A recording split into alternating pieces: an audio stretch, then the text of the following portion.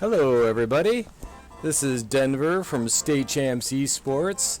Today we are going to be playing Alex Kidd in the Enchanted Castle for the Sega Genesis.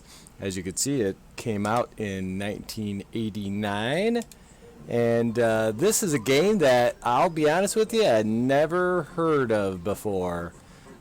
I was kind of doing a little practice round and was really surprised that this was on the Sega Genesis. It seems like in a lot of ways all the things that the Sega Genesis was supposedly against, you know, this kind of Nintendo-esque kid-friendly, you know, almost childlike game. But I did a little research, and apparently Alex Kidd is a series that dated back to Sega's 8-bit series on the Master System, and those were apparently very popular series. This, I believe, is the 5th game in the series. And so it just goes to show you that they must have had something going really well if they did 5 other games. Let me just confirm that. I do have that in my notes here. Yeah, this is the 5th game. So this is the first and only 16-bit game for Alex Kidd.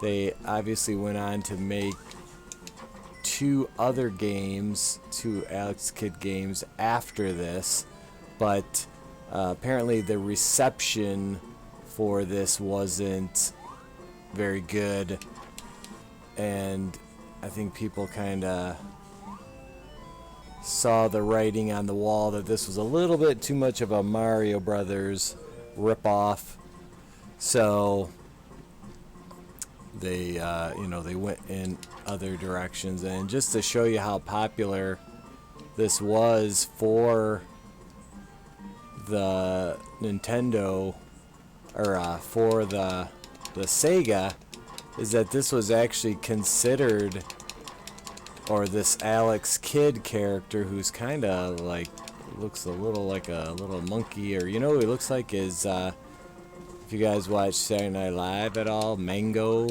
Chris Kattan, he kind of reminds me of that. But anyway, he was so popular, or this character was so popular, that before Sonic came along, he was really kind of considered the unofficial mascot for Sega, and it was an in-house Sega game. They developed this themselves, much like Sonic, but where you could see Sonic is much more fast-paced, the gameplay is much more innovative, or at the very least it's much different than the I don't know if I can get that one, but yeah, Sonic just had a lot more attitude and style, and was definitely more of a 90s creation, and I think that utilized the 16-bit format a lot better. This one looks like an 8-bit game, so you know, I'll be honest with you, I don't think it's a bad game. I have no issues with it. It's fun. It does remind me of Mario Brothers, but that's not a bad thing. There's plenty of games out there that that ripped off that style of game. So let's see if I can do a jump and kick. No. Okay, well, whatever. don't need to spend a lot of time on that. Okay, can I jump and punch? No. How do I get in there? Very interesting. Let's see, jump and kick. Jump in. Oh, maybe we gotta get a running start and jump. Nope. Let me try to run and punch. Being that this is my first time playing this game, I don't really have all the controls down per se. Ooh. Let me jump. Oh, one more. Oh, it doesn't drop down. It's not like Tetris, where it'll just drop on down. Oh well. Now this one I can do. And punch. There we go. Now I guess there are 11. Ooh. I guess there's 11 levels on this. And when doing a little bit of research, the thing that I found most peculiar is in the Japanese version. For whatever reason, there is a part of the game where you can, and apparently it's in this version as well, but there's a part where you play rock, paper, scissors, and if you lose in this game, apparently you get smashed or something like that. And in the Japanese version, you get naked. They strip you down nude for some reason, so don't ask me why on that one. That seems a little weird. Alright, Alex. Let's get this party started. Oh.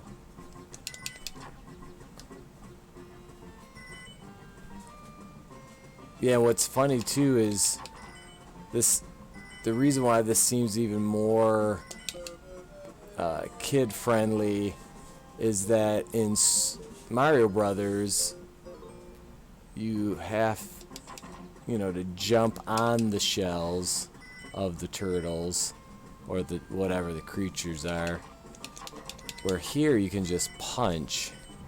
And the cars are so much larger than the turtles, so it's not quite as difficult to... Oh man, it's not quite as difficult.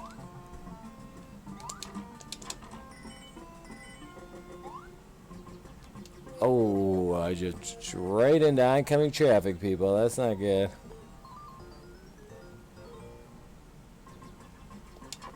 So yes, I could see where people would be kind of unimpressed with this game. It came out in '89, so that's kind of early days for the Sega.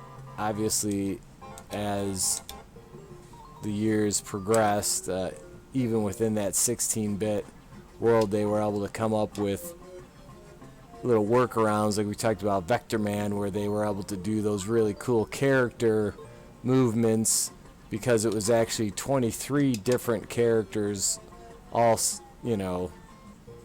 synced together to make it look like it's one. So I don't think they have quite gotten to that level here, obviously. So you're not getting the cool visuals, you're not getting the good music, you're still getting really that kind of that 8-bit corny music, which I love, but it does get pretty monotonous at times, a little irritating.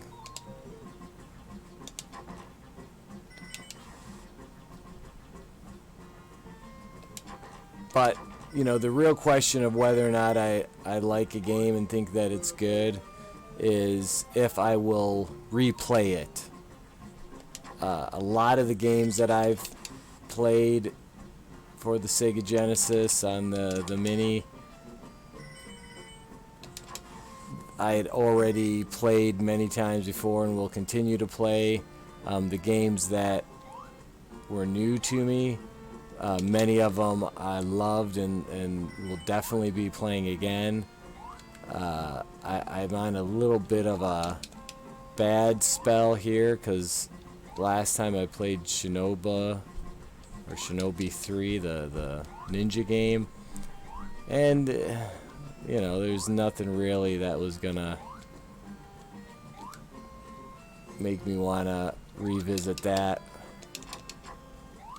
I would suppose if I had played that growing up, I would have, like nostalgic feelings about it, so it would be fun to play for that purpose. But since I never played it, never really had any feelings about it one way or the other after playing it. Wasn't bad, wasn't good. And this is kind of the same thing. This is not a bad game, but I won't be rushing out to play it again. What I will tell you is really exceptional is the new series on Netflix. I was just binging some of the episodes. You gotta check that out. It's called High Score. It's a 6-part limited series.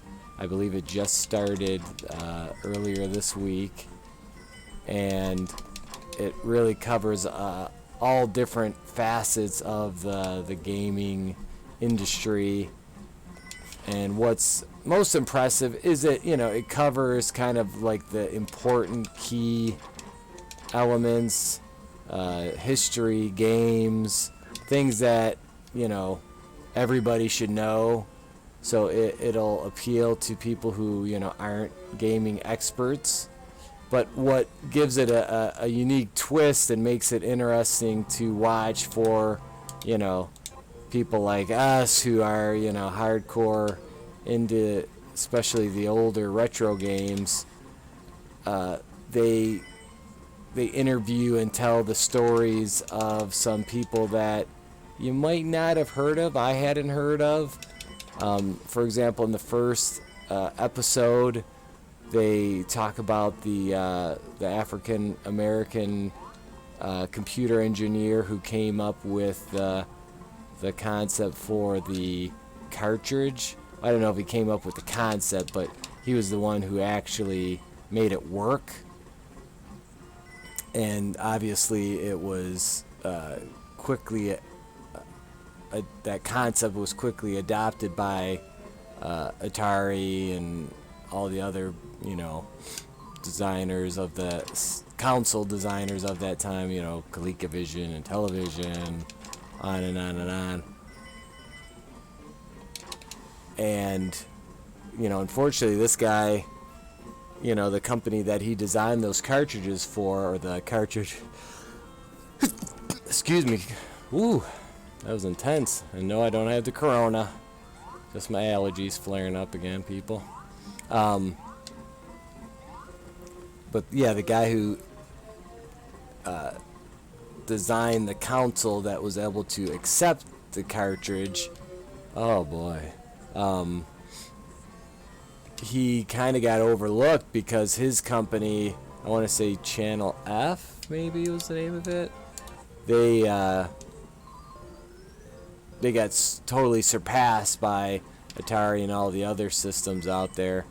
And so he's kind of lost to the annals of time, but and sadly he passed away, but they did interview his children and they kind of shared his story, and so that was really great to see. They also told the story of the first Space Invaders national champion that man, why can't I break those blocks? Alright, forget it. Who at the time she played in the tournament, in the championship, she was a young man, but she had since transitioned and is trans, and she kind of explained how playing video games really allowed her to escape into another world where her gender or confusion over her gender as a young person really wasn't an issue. You just locked into that game and you're just playing that game and you're living in that world.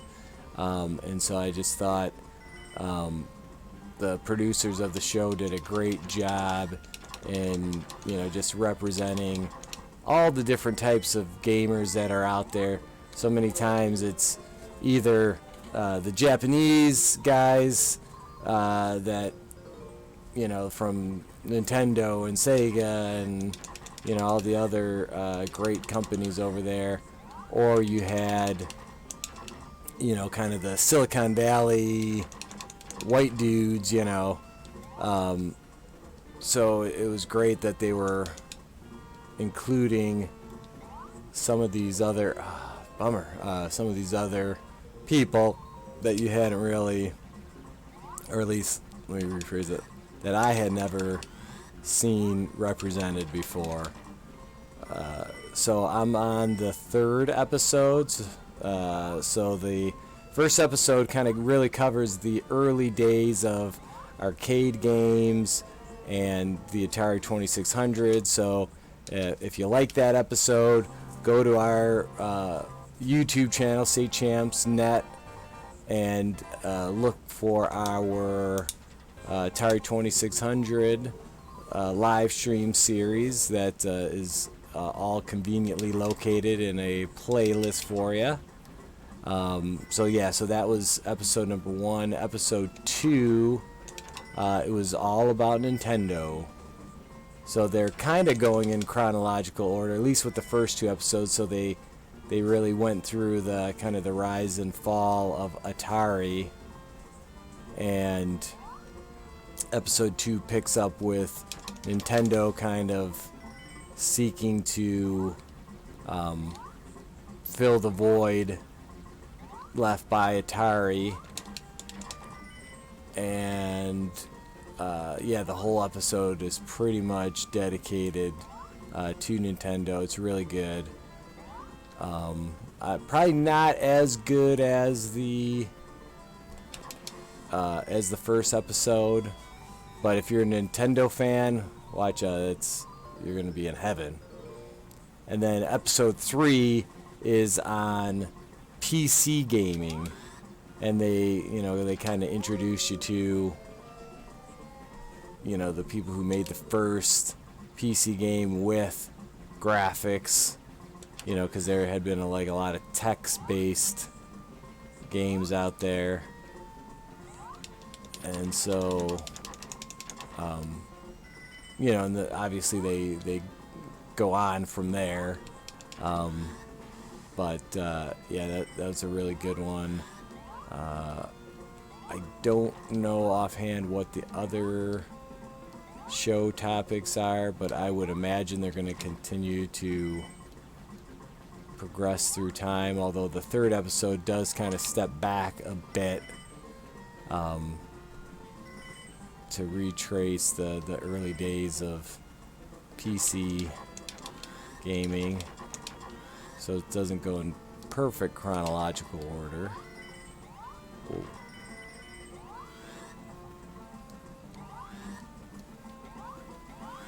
Alright, let's see. Oh, I wanted to jump on that, not kick it. Ah, shoot. Okay, well, I won't be able to get them all. And this is going out live on Thursday night. Tomorrow, Friday, around 3 o'clock, we will be... 4 o'clock. 4 o'clock on Friday, we will be premiering the latest episode of State Champs Esports. So do us a favor and check that out. That'll be on our Facebook page and YouTube channel. And get it? Yeah, baby. Oh, is that a free guy? Oh, now we're talking.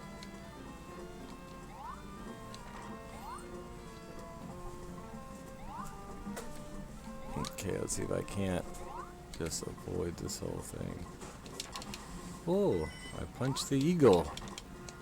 Yeah, you can tell this is not an American game. We don't punch eagles in America, mister.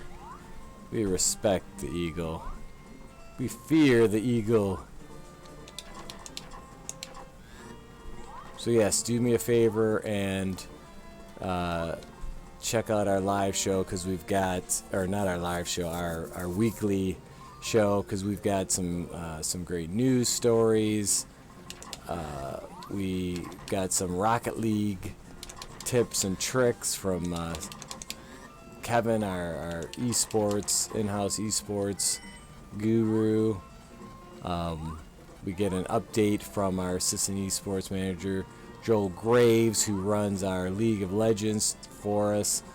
So he's kind of talking about, the collegiate esports scene right now.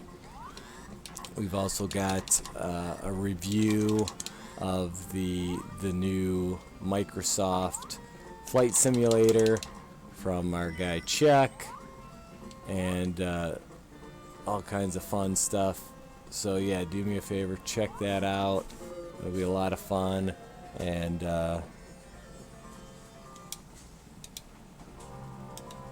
then also we have our new mobile gaming streams.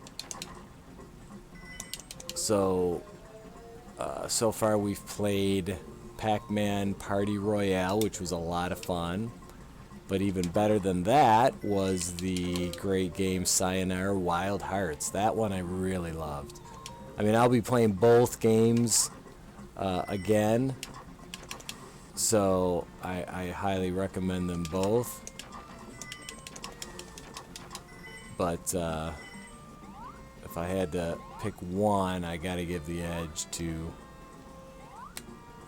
Sayonara Wild Hearts. Although, in fairness, Sayonara Wild Hearts, is a more of a console game, whereas Pac-Man Party Royale is a true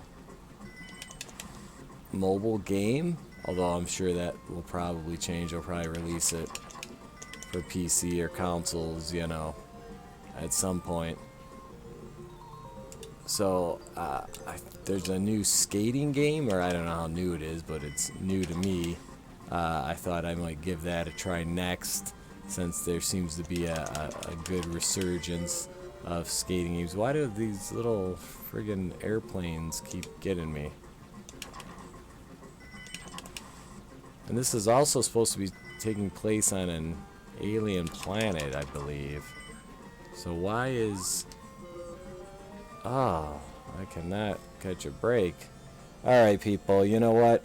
I always say I end when I run out of steam and I'm not advancing. I just got my butt kicked thoroughly several times in a row. So I think that's my sign to wrap it up. This has been Denver for State Champs Esports. I want to thank our sponsors, Lawrence Tech, Army Michigan, and Hungry Howie's Pizza. I forgot to mention them up front, but obviously we couldn't do this without them.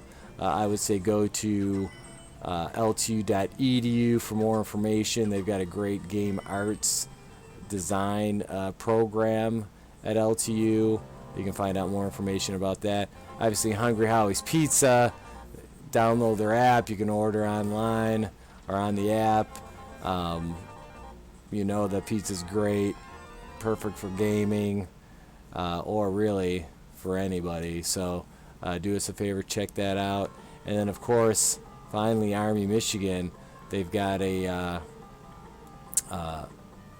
stream channel, and I think... is it Facebook? I know I saw their other channel somewhere as well, but they do daily live streams with some of their team. And yes, the Army has an esports team, and apparently they're really good. You got all those guys and gals in the Army, and they kind of vie for position to be on the team, so it's pretty competitive. So definitely give those all of those companies a look for us. Send them some love, and we will see you guys hopefully tomorrow for another Sega Genesis live stream. Get our retro gaming action on. And again, for everyone at State Champs Esports, this has been Denver. I will see you next time.